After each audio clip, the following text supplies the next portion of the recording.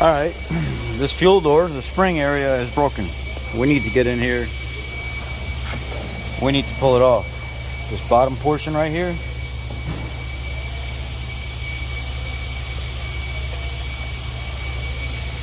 Got a bunch of quick release tabs.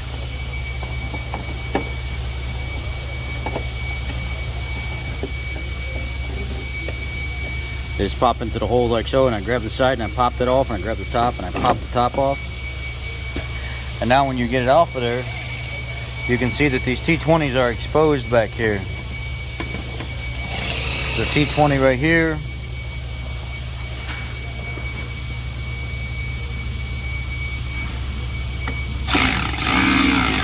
T20 here. T20 down here. And then it should slip off of there, just come right off the neck, because this is all rubber back here around that. And then I just took a plastic trim tool and I kind of went under the edge right here and pried forward until this popped out. And then it slipped right off of the actual filler neck. And then you just pull up and slide that out of there. So I went ahead and ripped the door off of the old internal like ribbing assembly, the skeleton assembly, which is this piece right here that it snaps into.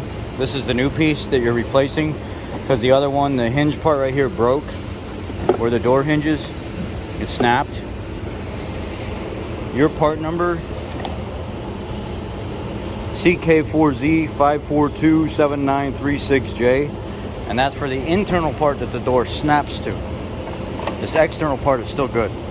The customer ordered this, I guess, a month ago, and it didn't. This was not the part that needed to be replaced. It was the actual internal part that needed to be replaced. Now to get this off of here, there's a release tab right there inside that little hole.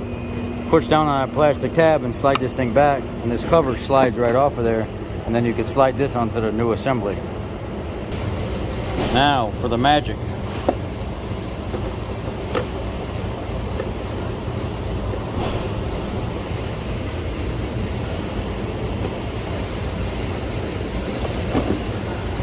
I need two hands to do this. It's not easy to do it with one hand. And there it is, all snapped in. I did a little repair on the edge right here because I seen a little crack, so I used some weather adhesive and then some super glue on the outside. It should be good, sufficient, but it'll be fine. It'll seal up. And there it is, all snapped in all the way around. And now what you do is slide it back in there, line it up.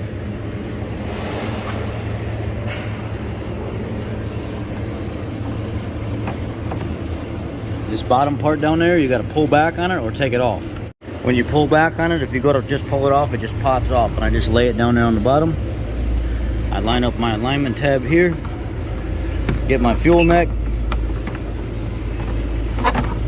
Come on. You guys don't understand how hard it is to do all this one-handed, and then have to still put out videos and then end up getting critiqued and yelled at by people because you're not doing it to their standards, and they're getting literally free information. And it just kind of snaps in like snow. So you take your finger and just push your seal down, make sure it's sitting down there all the way around. Should be on the back side of this hat. There's a little ridge that it has to sit behind. It's all snapped in all the way around. Put your screws back in, snap your bottom part in, and snap this exterior part in. And that's it. That's the install. It's that easy. Snap the bottom in, snap the center dress up piece in, rear crown molding. This is done here. Everything's back together. The release tab is there.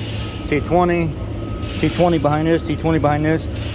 Snap your bottom piece off if you want. Pull on it, it pops out of there.